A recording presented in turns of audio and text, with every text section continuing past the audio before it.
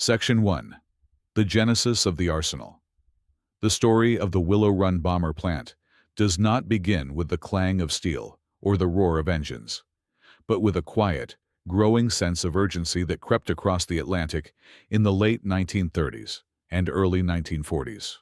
Long before the formal entry of the United States into the Second World War, a shadow was lengthening over the world.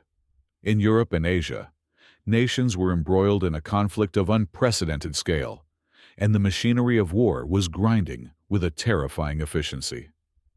Across the ocean, America watched, a nation officially at peace, but deeply unsettled by the tide of aggression.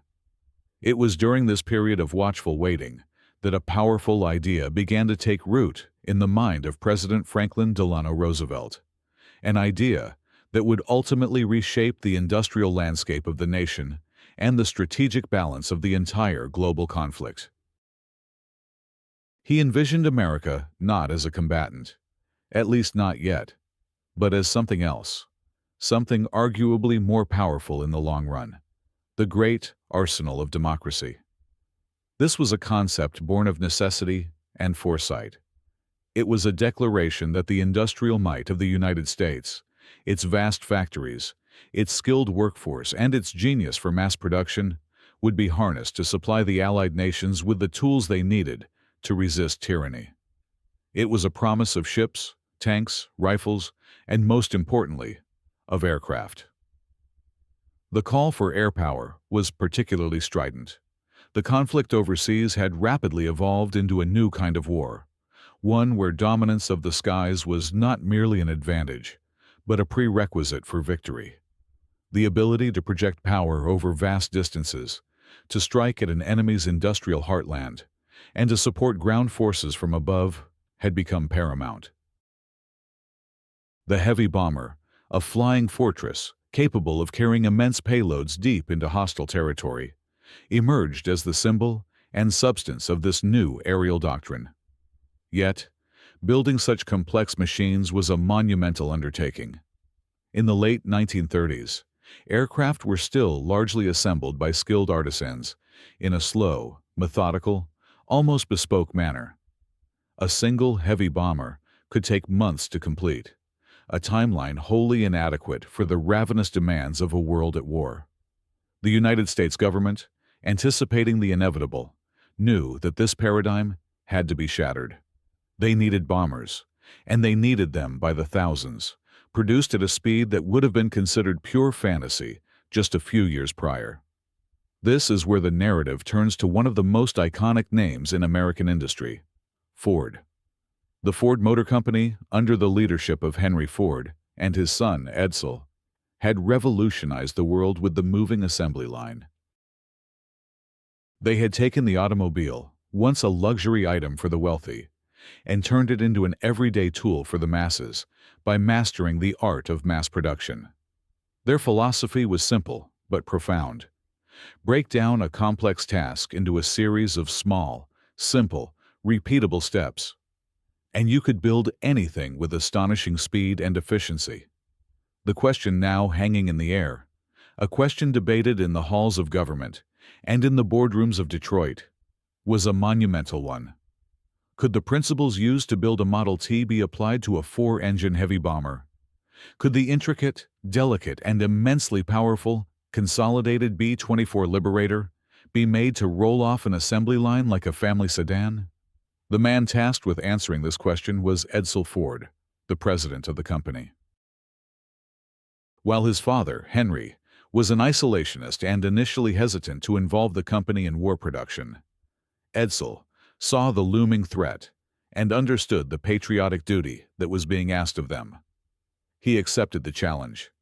The government contract was enormous, the stakes were astronomical, and the timeline was brutally short. The project was given a name that would soon become legendary, a name derived from a small stream that meandered through the Michigan farmland where this industrial titan would rise, Willow Run. The specific aircraft chosen for this grand experiment was the B-24 Liberator. It was a modern marvel of aeronautical engineering, a high-wing, 4-engine behemoth with a distinctive twin-tail design. It could fly for over 3,000 kilometers, carry a bomb load of over 3,600 kilograms, and was bristling with defensive armaments.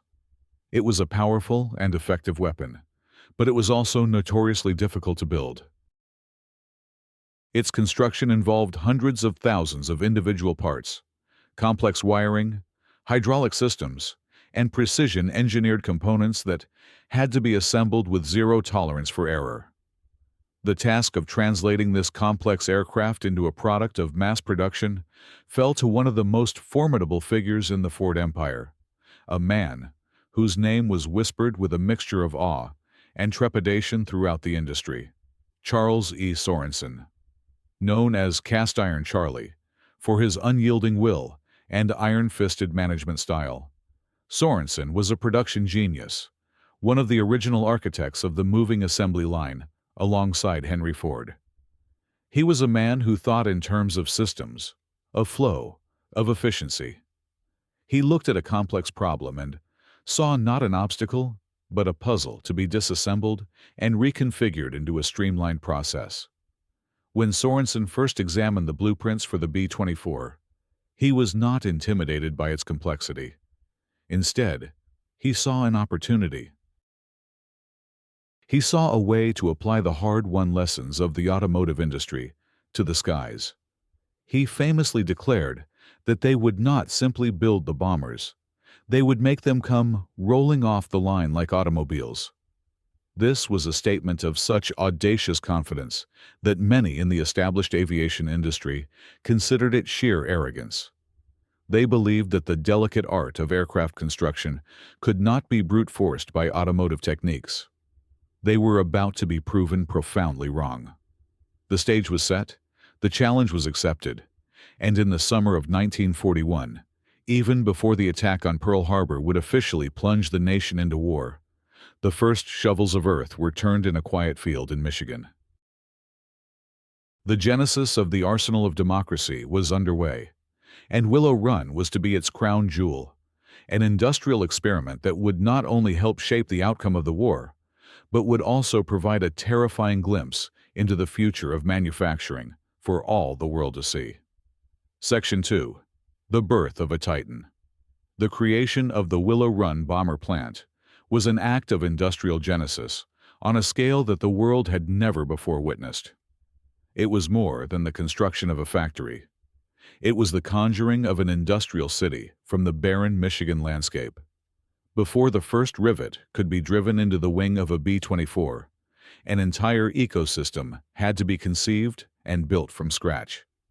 The chosen site, a stretch of farmland near Ypsilanti, was strategically located but entirely undeveloped. It was a blank canvas upon which Charles Sorensen and the Ford engineering teams would paint their masterpiece of production. The project began in the summer of 1941, a period of immense global tension, and the pace was frenetic. The very ground had to be reshaped to accommodate the vision.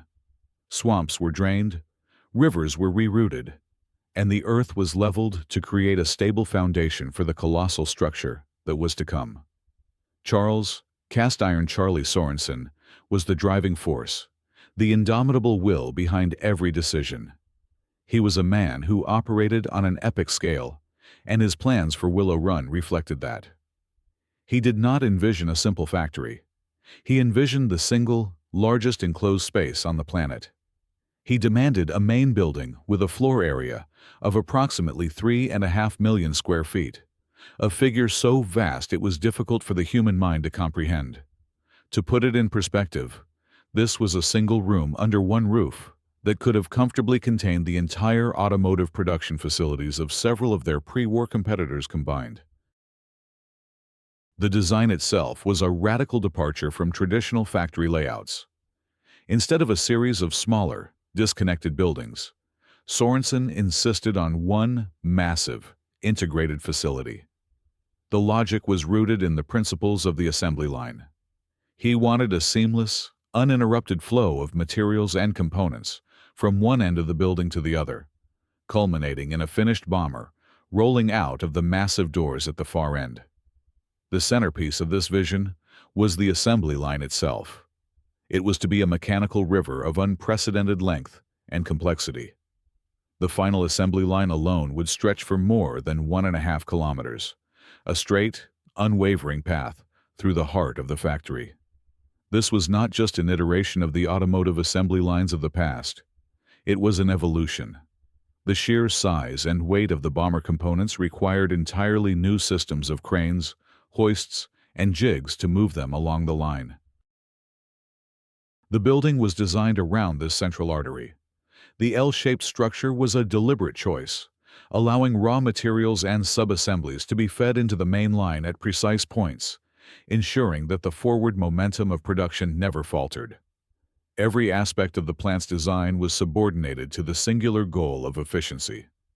Lighting, ventilation, power distribution, and internal logistics were all engineered to support the continuous, 24-hour-a-day operation that Sorensen knew would be required.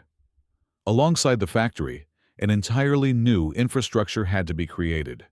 A dedicated highway, the Willow Run Expressway, was built to connect the plant to Detroit and ferry the tens of thousands of workers who would soon be needed. A massive railway spur was laid to bring in the millions of tons of raw materials, aluminum, steel, copper, and rubber, that the plant would consume.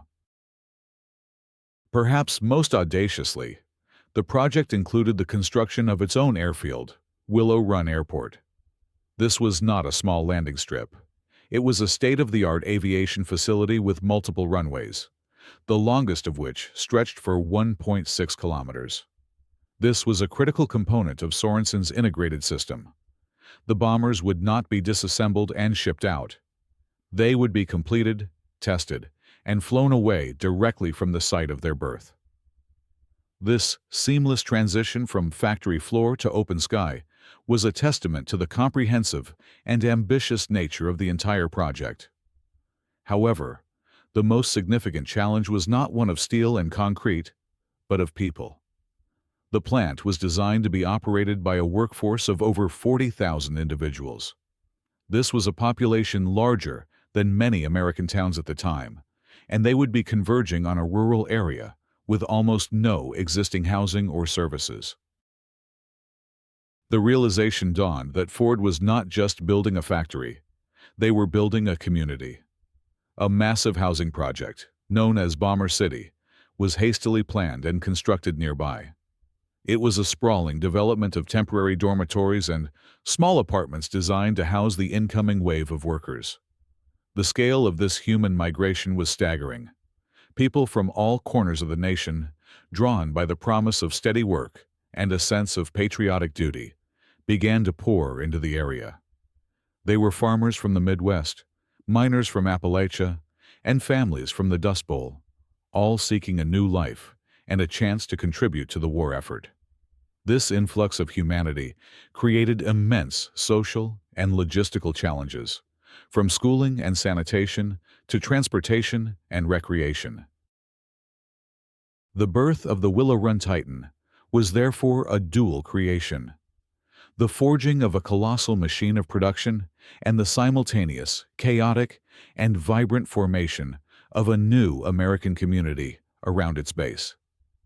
It was a testament to the nation's ability to mobilize not just its industrial resources, but its human capital, on a scale that would leave both allies and adversaries in a state of profound astonishment. The structure that rose from the Michigan fields was more than a building. It was a symbol of intent, a declaration in steel and glass that the arsenal of democracy was open for business. Section 3. The human engine of a colossus. While the steel framework and the concrete floors of Willow Run were the skeleton of the industrial giant, its heart and soul were the people. The story of the bomber plant is inextricably linked to the story of the more than 42,000 men and women who converged on this single point in Michigan, forming a human engine of unprecedented power and diversity.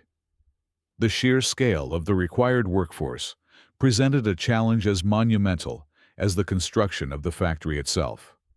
In 1942, as the plant neared completion, America was mobilizing for war on a global scale.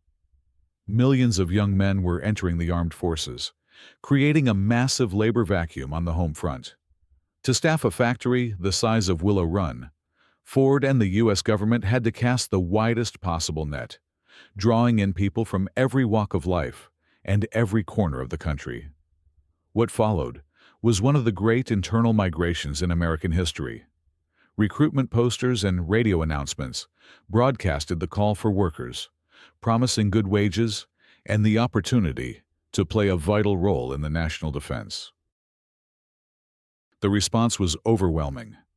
People packed their belongings into cars, boarded buses, and hopped on trains, all heading for Michigan. They were a microcosm of the nation itself. Experienced auto workers from Detroit, farmers who had never seen a factory floor, teachers, clerks, and tradesmen. They came from the Deep South and the Far West, from struggling rural communities and bustling cities, all drawn by the gravitational pull of Willow Run. This massive influx of humanity immediately overwhelmed the existing infrastructure of the surrounding towns. Housing became incredibly scarce, leading to the rapid and often chaotic development of temporary communities. The government-sponsored housing project, originally called Willow Lodge, but colloquially known as Bomber City, was a sprawling complex of dormitories and small apartments. While it provided essential shelter, life there was often difficult, with crowded conditions and limited amenities. People lived in trailers, converted barns, and any other shelter they could find, creating a frontier-like atmosphere of resilience and improvisation. Perhaps the most significant and lasting social transformation brought about by Willow Run was the massive integration of women into the industrial workforce. With so many men serving overseas, the traditional barriers that had kept women out of heavy industry were shattered by the urgent needs of the war. Willow Run became a beacon for a new kind of female worker, symbolized by the iconic image of Rosie the Riveter. Women, who just a few years earlier might have been expected to work only as homemakers, secretaries, or shop clerks, were now being trained to operate complex machinery, read blueprints, and assemble the intricate components of a B-24 bomber. At its peak, women constituted more than a third of the entire workforce at the plant, numbering in the thousands. They were not relegated to minor roles. They were welders, electricians, mechanics, and, most famously, riveters. They operated the massive presses that stamped out aluminum panels and meticulously wired the complex electrical systems that ran through the aircraft's fuselage. For many of these women, it was a profoundly liberating and empowering experience. They earned their own wages, developed new skills, and proved to themselves and to a skeptical society that they were more than capable of performing the demanding work of industrial production. They formed new friendships and support networks, bonding over the shared challenges and the common purpose that united them. The work was difficult and often grueling. The factory operated around the clock in 3 relentless 8-hour shifts. The noise was a constant, deafening roar of machinery, and the tasks were repetitive and physically demanding. Yet, a powerful sense of mission permeated the plant. The workers understood the gravity of their work. They knew that the bombers they were building were not just machines, but lifelines for the soldiers, sailors, and airmen fighting thousands of miles away. This connection to the front lines was a powerful motivator, fostering a culture of dedication and pride. The workforce at Willow Run was a testament to the melting pot ideal of America. It brought together people of different races, backgrounds, and beliefs, forcing them to work side by side towards a common goal. While the era was not free from social tensions and discrimination, the shared mission on the factory floor often transcended these divisions. The process of building a bomber was a collaborative symphony, requiring thousands of individuals to perform their specific tasks with precision and in perfect coordination. A poorly driven rivet or a misplaced wire could have serious consequences, and this interdependence fostered a sense of mutual reliance and respect. The human engine of Willow Run was therefore a complex and dynamic entity. It was a story of migration and upheaval, of social change and personal sacrifice. It was the story of how a nation, faced with a profound crisis, tapped into its greatest resource, its people. Ordinary citizens, transformed by circumstance into industrial soldiers, became the driving force behind the arsenal of democracy, proving that the will to build and the spirit of cooperation could be as potent a weapon as any that flew from their hands. Their collective effort, the sum of millions of hours of toil and dedication, was the vital energy that brought the colossal machine of Willow Run to life. Section 4. A symphony of steel and innovation. The genius of Willow Run was not merely its size, but the revolutionary philosophy that governed every inch of its 3.5 million square feet. Charles Sorensen and the Ford engineers were not simply building a larger version of an existing aircraft factory. They were creating an entirely new system, a meticulously choreographed industrial ballet designed to deconstruct the complexity of a B-24 Liberator and transform its assembly into a predictable, repeatable, and astonishingly rapid process. This was the application of the automotive gospel to the heavens, a symphony of steel and innovation that would forever change the landscape of manufacturing. The core principle was deceptively simple: break the unmanageable into manageable parts. An entire B-24 bomber, with its 300,000 rivets and countless intricate components, was too complex for any single team to build efficiently. Sorensen's approach was to dissect the aircraft on paper long before the first piece of metal was cut. The entire bomber was broken down into major subassemblies: the forward fuselage, the center wing section, the outer wing panels, the tail empennage, and so on. Each of these major subassemblies was then further broken down into smaller and smaller components, until the entire aircraft was represented by thousands of individual tasks. Each task was designed to be simple enough that a worker could be trained to perform it with expert proficiency in a matter of weeks, rather than the years of apprenticeship required in traditional aircraft manufacturing. This was the fundamental shift in thinking. The system relied not on a small number of master craftsmen, but on a vast army of specialized workers, each a master of their own small piece of the puzzle.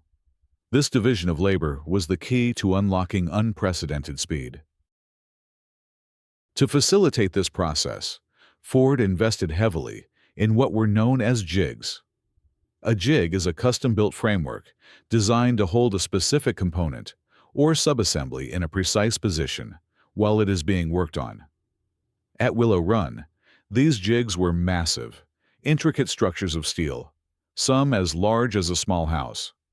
There were jigs for wing spars, jigs for fuselage sections, and jigs for engine mounts. They were the physical embodiment of standardization. Each jig ensured that every single component it held was identical to the one that came before it and the one that would come after. This guaranteed the holy grail of mass production: complete interchangeability of parts. A left wing built on one side of the factory would fit perfectly onto any fuselage coming down the main line. This eliminated the time-consuming process of custom fitting and adjustment that plagued conventional aircraft assembly. The flow of production was the lifeblood of the plant. It began with the arrival of raw materials at one end of the L-shaped building. Huge sheets of aluminum were fed into colossal presses, which stamped out the ribs, spars, and skin panels of the aircraft with thunderous percussion. From there, these smaller parts began their journey through a network of feeder lines, each dedicated to a specific subassembly. On one line, workers would assemble the cockpit section, installing the flight instruments, controls, and transparent canopies. On another, the massive center wing section, the structural heart of the aircraft, would take shape. As these large components were completed, They would converge on the main assembly line, that famous, mile-long artery running through the core of the factory. It was here that the bomber truly began to look like an aircraft. The process was linear and relentless.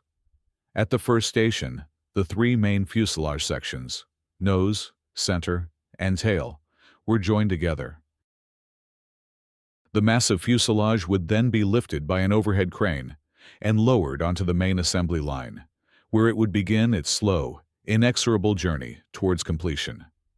At each subsequent station, another major component was added. The giant center wing, complete with its fuel tanks and landing gear, was hoisted into the air and meticulously bolted to the top of the fuselage. Then came the outer wing panels, the tail fins, and the rudders. As the growing airframe moved down the line, teams of specialized workers swarmed over it. Electricians ran miles of wiring, connecting the hundreds of electrical components.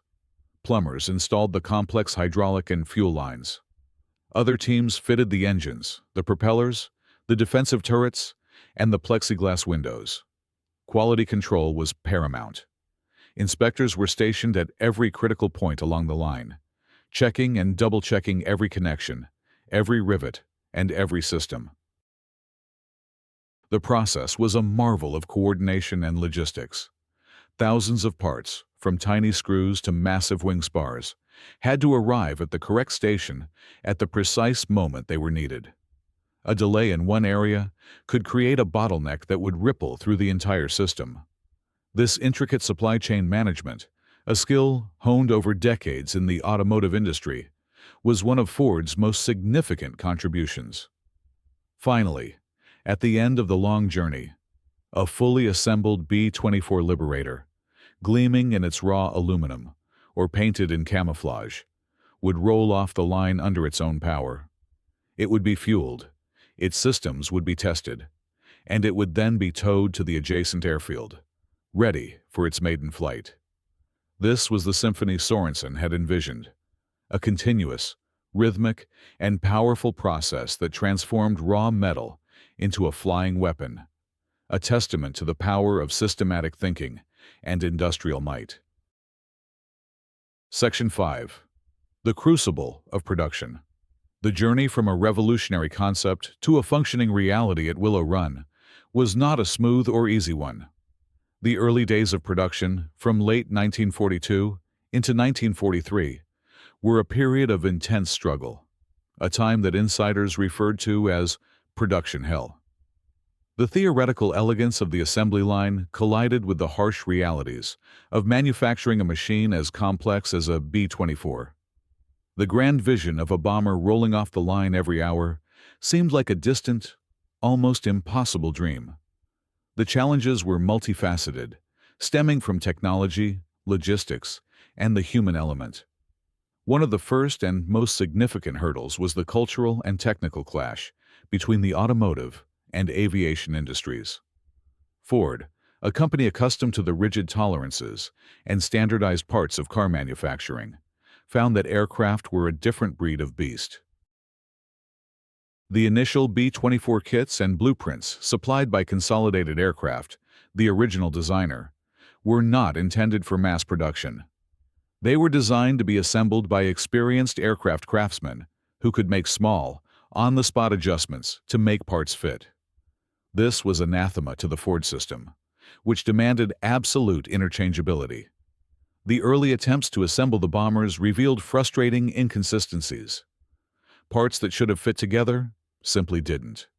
Holes drilled in one sub-assembly wouldn't align with the corresponding holes in another. These small discrepancies created massive bottlenecks, forcing workers to halt the line to file, drill, and custom-fit components by hand, completely defeating the purpose of the assembly line. Charles Sorensen and his team of engineers had to undertake a monumental task. They essentially had to re-engineer the entire B-24 for mass production. They took Consolidated's designs and redrew thousands of blueprints, adjusting tolerances, standardizing components, and breaking down assemblies into simpler, more manageable units. This process of rationalizing the aircraft's design was time-consuming and expensive, causing significant delays that drew criticism from the government and the press. The media, which had initially hyped Willow Run as a miracle of production, began to publish skeptical articles, dubbing the plant "Will It Run" in a mocking play on its name. Logistical nightmares added to the chaos. The intricate supply chain, which was supposed to deliver hundreds of thousands of parts to the correct stations with perfect timing, was in its infancy and prone to breakdowns.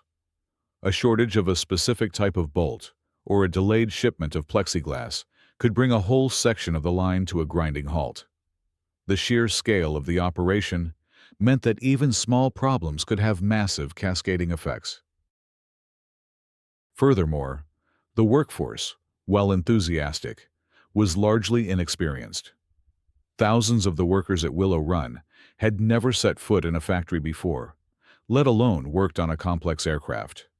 They had to be trained from scratch to perform their specialized tasks. This learning curve was steep, and in the early months, mistakes were common. Rivets were sometimes improperly set, wires were crossed, and tools were mishandled. The high rate of employee turnover, a consequence of the difficult living conditions and the grueling nature of the work, further complicated the training process. Just as a team of workers would gain proficiency, some would leave and have to be replaced by new, untrained recruits. The pressure from Washington was immense. The war was raging, and every single bomber was desperately needed on the front lines. The initial trickle of aircraft coming out of the massive plant was a source of profound frustration for military planners. There were moments of deep crisis when it seemed that the grand experiment might fail, that the critics were right, and that the principles of automotive manufacturing simply could not be applied to aviation. It was during this crucible of production that the leadership of men like Charles Sorensen was truly tested. He was a relentless and often ruthless taskmaster. He stalked the factory floor, identifying bottlenecks and demanding immediate solutions. He fired managers who couldn't meet his exacting standards and promoted those who showed ingenuity and a can-do attitude. He and his engineering teams worked around the clock, troubleshooting every problem, from redesigning a faulty jig to reorganizing the flow of an entire sub-assembly line. Slowly, painstakingly, they began to tame the beast. The redesigned parts started to fit. The supply chain became more reliable. The workforce grew more skilled and efficient. The early chaos began to give way to a predictable, rhythmic hum of production. Each problem that was solved, each bottleneck that was eliminated, was a hard-won victory. The period of production hell was a necessary fire that burned away the inefficiencies and forged a new, more robust system. It was a testament to the perseverance and ingenuity of the thousands of people who refused to let the vision die. They were learning, adapting, and innovating in real time, under the immense pressure of a global conflict. By the end of 1943, the dark days of doubt were beginning to recede. The trickle of bombers was becoming a steady stream, and the promise of Willow Run, once a distant hope, was finally on the verge of being realized in a way that would astound the world. The crucible had tested them, but it had not broken them. It had made them stronger, more efficient, and ready to unleash an industrial torrent. Section 6. The Liberator Unleashed. The consolidated B-24 Liberator, the object of all this monumental effort, was a remarkable aircraft that became one of the primary instruments of Allied air power in the Second World War. While other bombers may have captured more public fame, the Liberator was the workhorse, the ubiquitous, long-range heavy bomber that saw service in every single theater of the conflict, from the frigid skies over Germany to the vast, sun-scorched expanses of the Pacific Ocean. Its design was a product of modern aeronautical thinking, prioritizing function and performance over aesthetics. Characterized by its high-mounted, long, and slender Davis wing, Its deep, slab-sided fuselage, and its distinctive twin-tail empennage, the B-24 was built for range and payload. The Davis wing was a technological marvel in itself, a highly efficient airfoil that generated significant lift, allowing the aircraft to carry a heavy bomb load over enormous distances and to cruise at a relatively high altitude. This extraordinary range was the Liberator's defining characteristic and its greatest strategic asset. It could fly further and stay in the air longer than many of its contemporaries, making it the ideal weapon for long-range strategic bombing campaigns, maritime patrol, and logistical transport. In the European theater, B-24s, flying from bases in England and Italy, were able to reach deep into the heart of enemy territory, targeting industrial centers, transportation hubs, and military installations that were previously beyond the effective reach of Allied bombers. They played a crucial role in the combined bomber offensive, a relentless day-and-night campaign designed to systematically dismantle the enemy's war-making capacity. These missions were arduous and fraught with peril, demanding immense courage and endurance from the 10-man crews who flew them. They would fly for 8, 10, or even 12 hours in the unheated, unpressurized confines of the aircraft, braving harsh weather, enemy fighters, and intense anti-aircraft fire to deliver their payload.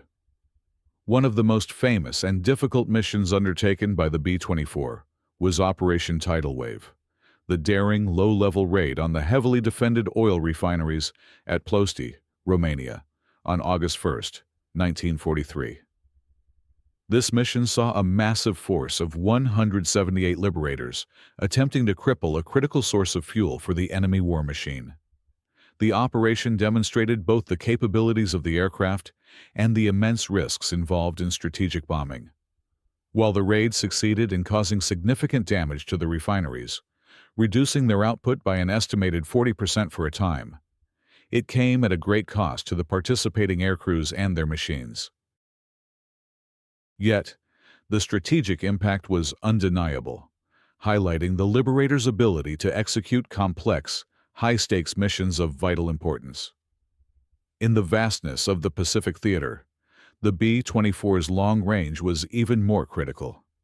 The immense distances between island bases meant that only an aircraft like the Liberator could effectively patrol the sprawling ocean lanes, hunt for enemy naval assets, and strike at fortified island strongholds.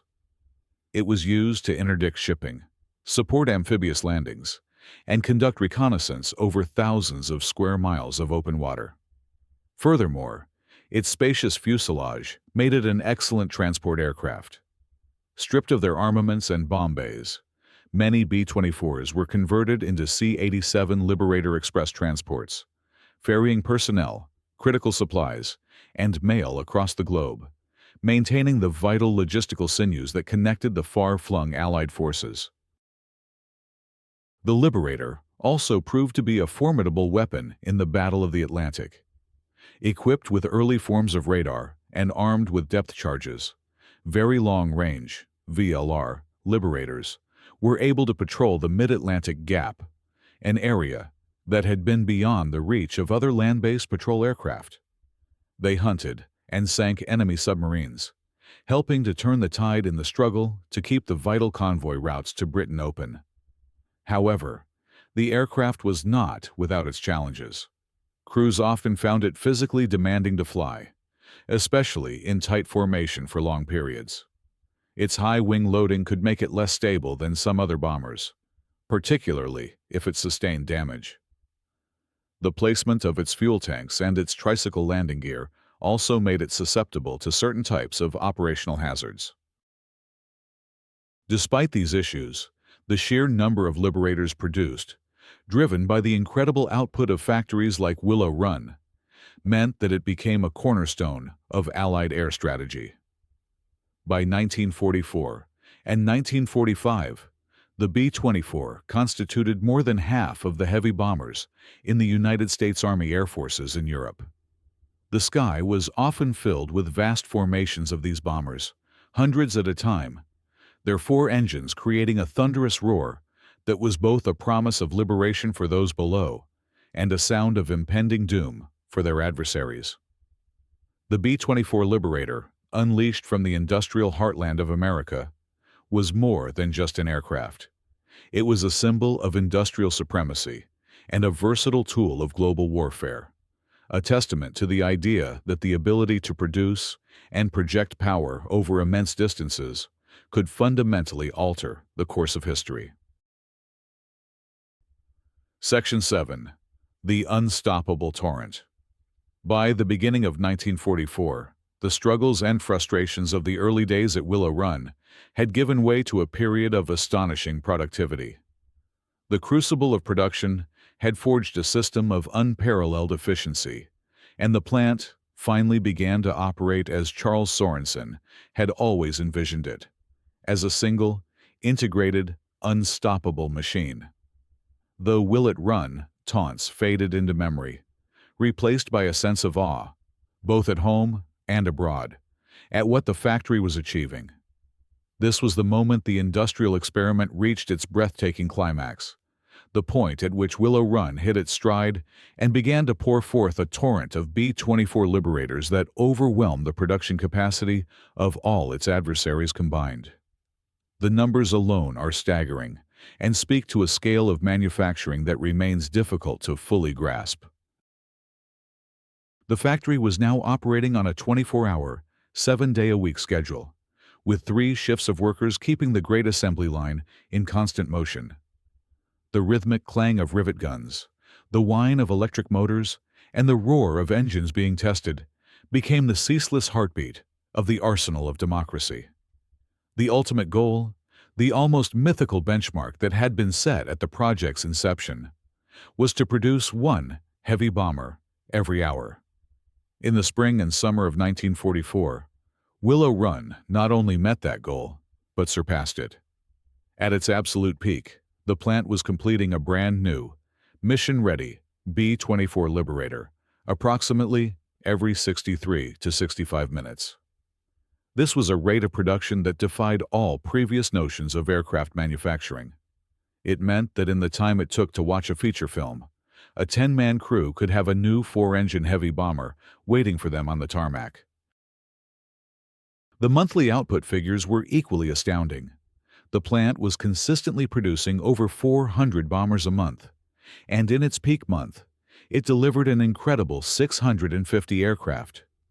This was more heavy bombers in a single month from a single factory than some entire nations could produce in a year. This unstoppable tide of production was the culmination of all the innovations and hard-won lessons from the previous 2 years. The re-engineered, standardized parts now fit together with seamless precision. The massive jigs and fixtures ensured perfect uniformity, eliminating the need for time-consuming custom fitting. The supply chain had been mastered, with a sophisticated logistics network ensuring that the millions of necessary components arrived at their designated stations on the assembly line just in time for installation. The workforce, now seasoned and highly skilled in their specialized tasks, performed their duties with a practiced efficiency that was mesmerizing to watch. The entire factory moved with the predictable, synchronized grace of a well-rehearsed orchestra. A visitor walking the length of the mile-long assembly line would witness a continuous miracle of creation. At the beginning of the line, they would see a collection of fuselage sections and raw components. As they walked, they would see these disparate parts methodically come together, growing into the recognizable shape of an aircraft. Wings would be attached, engines mounted, and turrets installed, all in a steady, forward-moving procession. By the time they reached the massive doors at the far end of the building, they would be standing next to a completed, fully armed bomber, its engines ready to be started for the very first time. This incredible output had a profound strategic effect. It allowed the Allied forces to absorb combat losses at a rate that would have been crippling otherwise. For every bomber that was lost in the perilous skies over enemy territory, several more were rolling off the assembly line at Willow Run and other factories to take its place. This war of attrition was one that the Axis powers, with their more limited industrial capacity, simply could not win. The sheer quantity of aircraft allowed for the formation of ever larger bomber streams, increasing the intensity and relentlessness of the strategic bombing campaign. The sight of hundreds upon hundreds of Liberators darkening the skies became a common, and for the enemy, a deeply demoralizing spectacle.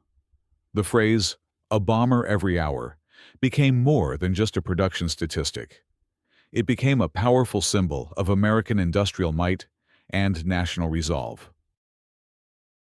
It was a message to both allies and adversaries that the United States had committed its full productive capacity to the war effort, and that this capacity was virtually limitless. It represented a fundamental shift in the nature of warfare, where the factory floor had become as critical a battlefield as any front line. The unstoppable torrent flowing from Willow Run was a physical manifestation of the arsenal of democracy, a steel river that helped to irrigate the landscape of Allied victory and reshape the balance of global power. It was the horrifying truth that had to be confronted by enemy planners. America could, and would, simply outproduce them into submission. Section 8. The shock of a new reality. The industrial miracle unfolding at Willow Run did not go unnoticed by the Axis powers. While the sheer scale and speed of American production were difficult for anyone to fully comprehend, intelligence services in Germany, Italy, and Japan worked diligently to piece together a picture of the growing threat from across the Atlantic. What they discovered sent a shockwave of disbelief and alarm through the highest levels of their military and political leadership. For years, the Axis High Command had operated under a set of assumptions about industrial warfare. They had built their own formidable war machines through meticulous engineering and skilled labor, but their production models were based on a more traditional, almost artisanal approach, especially in the realm of complex machinery, like heavy aircraft. The concept of producing a four-engine bomber with the same speed and methodology as a cheap automobile was not just foreign, it was deemed impossible. Initial intelligence reports filtering back to Europe and Japan about the ambitious American production goals were often dismissed as exaggerated propaganda. The idea of a single factory producing hundreds of heavy bombers a month was seen as a fantasy, a boast designed to intimidate and demoralize. However, as 1943 turned into 1944, the hard evidence became impossible to ignore. Reconnaissance, espionage, and the simple, brutal arithmetic of combat encounters began to paint a terrifying new reality. German fighter pilots, who had once been able to inflict significant and sometimes unsustainable losses on Allied bomber formations, now found that no matter how many bombers they shot down, even more appeared in the skies the next day. The bomber streams grew larger, more frequent, and more relentless. This was not propaganda. This was a physical reality they were facing every day in the air. Intelligence agents, particularly those operating out of neutral territories like Spain, Portugal, and parts of South America, began to send back increasingly frantic reports. They spoke of a deluge of American war material, of factories that operated without pause, and of a production tempo that was described as unseen in the history of industry. These agents gathered information from shipping manifests, conversations with business contacts, and analysis of Allied economic data. While they could not see inside Willow Run itself, they could see its effects, the endless stream of aircraft being delivered to the front lines. One of the most telling pieces of evidence came from a German Abwehr, military intelligence report, that was intercepted by the Allies in 1944. After analyzing various sources of information, the report contained a line that perfectly encapsulated the sense of horrified disbelief felt by the German High Command. It stated, with a tone of clinical shock, "If the data from our sources is even partially correct, the Americans are building a heavy aircraft faster than we can manufacture a passenger car. This single sentence was a devastating admission. It acknowledged that the fundamental principles upon which their own industrial and military planning had been based were now obsolete. They were being confronted with a new paradigm of warfare, one where industrial capacity was the ultimate arbiter of victory. Hermann Göring, the head of the German Luftwaffe, was said to have expressed this sentiment in stark terms during high-level staff meetings. Faced with the undeniable reality of American production numbers, he reportedly conceded the grim truth to his generals, stating that, "The Americans, they are not like us. They do not have a long history of craftsmanship. They have the assembly line. Our industry cannot compete with the American conveyor belt." This was not an expression of admiration, but one of profound strategic despair. He and other leaders realized that Germany was trapped in a war of attrition against an opponent whose resources and productive power were, for all practical purposes, infinite. The Japanese naval and military leadership faced a similar dawning horror. Having initiated the conflict with a belief in their own martial superiority and the superior quality of their weapons, they now found themselves inundated by a tidal wave of American ships, tanks, and aircraft. The B-24, with its long range, became a particularly feared adversary in the Pacific, capable of striking their remote island bases and severing their supply lines. The knowledge that such aircraft were being produced at a rate of 1 per hour created a sense of hopelessness. It meant that their strategic calculus had been fatally flawed. They had awakened a sleeping giant, as Admiral Yamamoto had famously feared. But what they had not fully anticipated was the nature of that giant's strength. It was not just a military power, but an industrial colossus capable of generating overwhelming force through sheer mass. The shock of this new reality rippled through the Axis command structures, eroding morale and forcing a grim reassessment of their chances for victory. The name Willow Run itself may not have been known to every enemy soldier, but its product was. The endless formations of liberators became a symbol of this terrifying new reality, a constant, thunderous reminder that they were not just fighting the armies of the United States, but the full, terrifying might of its factories. Section 9. The Arsenal's Enduring Legacy. When the final instruments of surrender were signed and the great conflict came to an end in 1945, the immense machinery of the arsenal of democracy began to slow. The ceaseless, around-the-clock hum of production at Willow Run, which had been the soundtrack of the American home front for 3 years, gradually fell silent. The last B-24 Liberator rolled off the mile-long assembly line, marking the end of an era.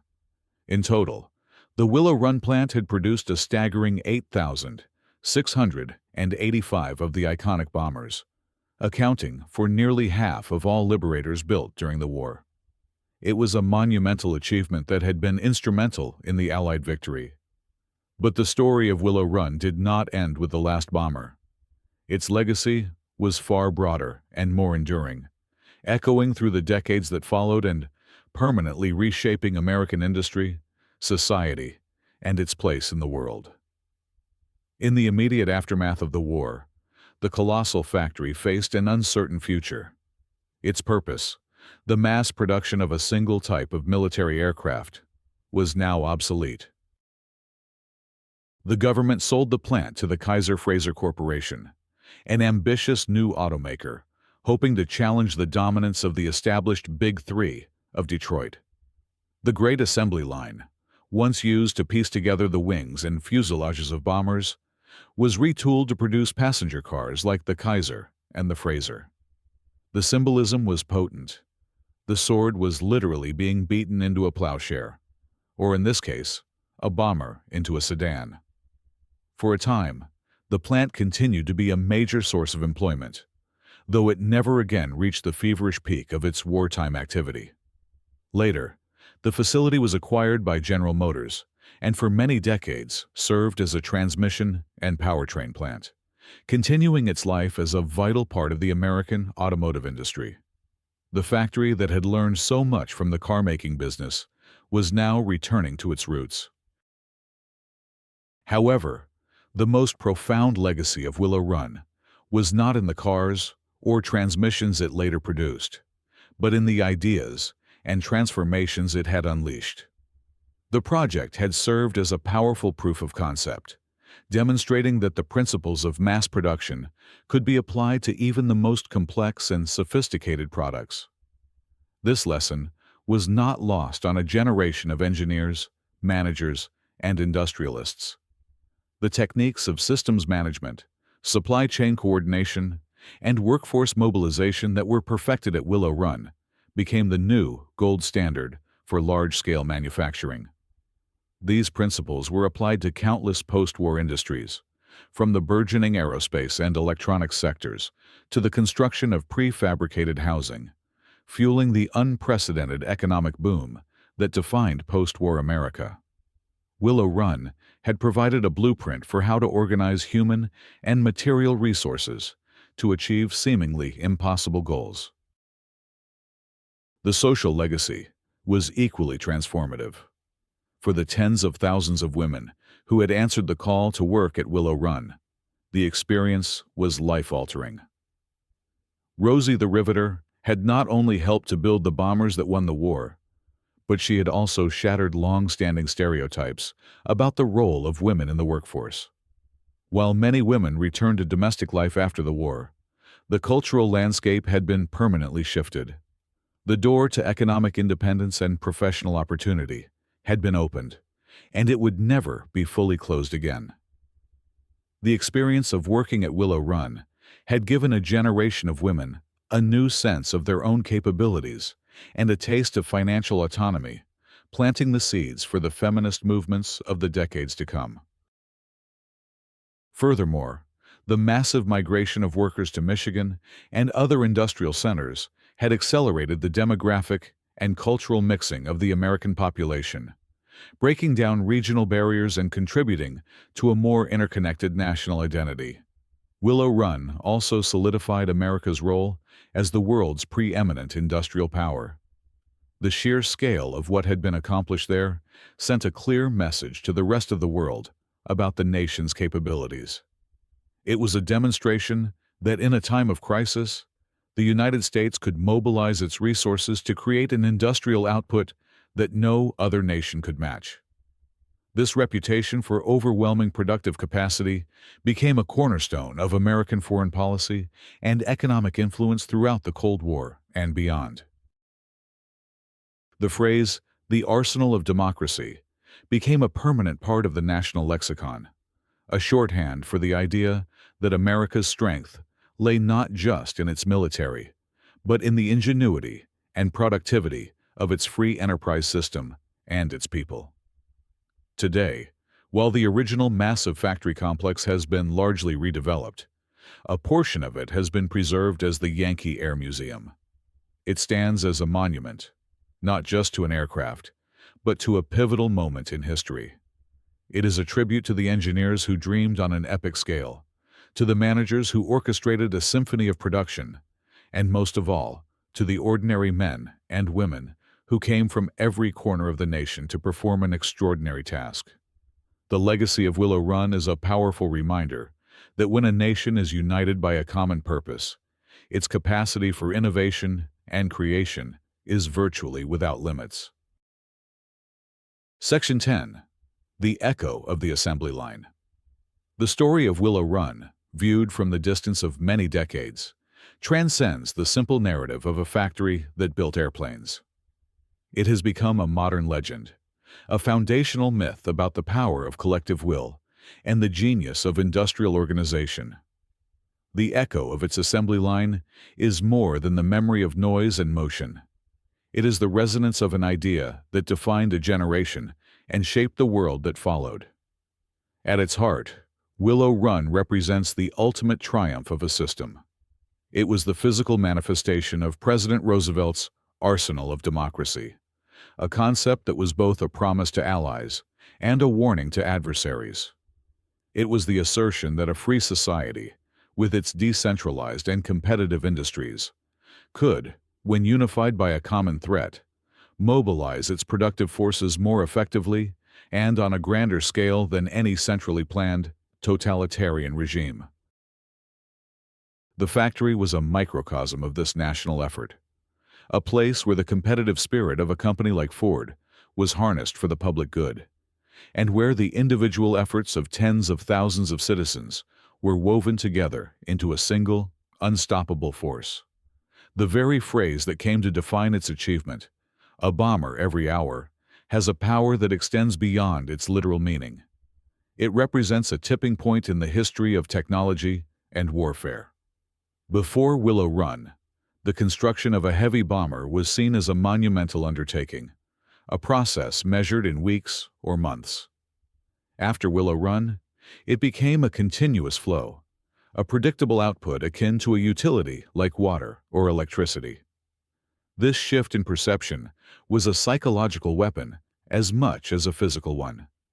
It introduced a new and terrifying variable into the equation of global conflict: the variable of overwhelming, almost infinite, industrial regeneration.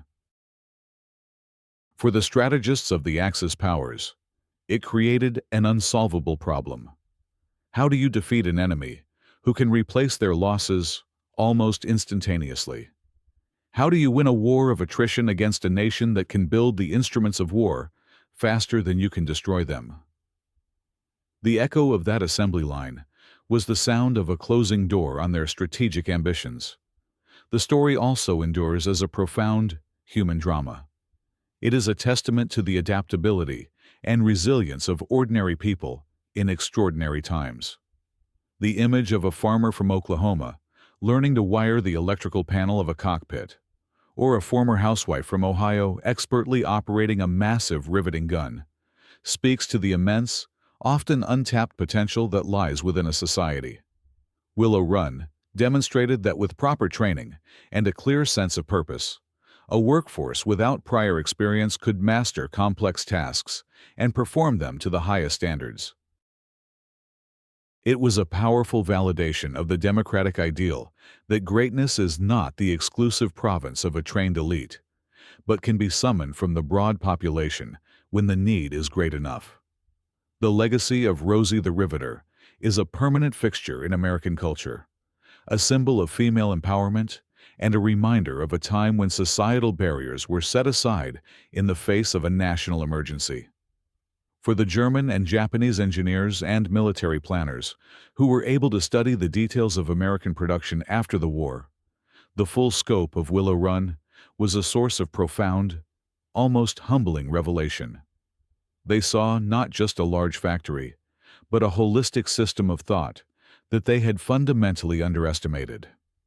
They recognized that America's true secret weapon was not a specific technology like radar or a particular aircraft design, but rather its mastery of know-how, the uniquely American genius for process, organization, and logistics on a colossal scale.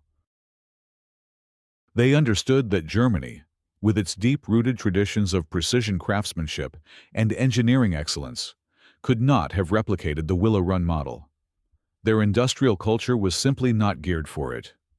This realization underscored a fundamental truth of the modern era: that the nature of power had shifted from the battlefield alone to encompass the factory floor, the laboratory, and the supply chain.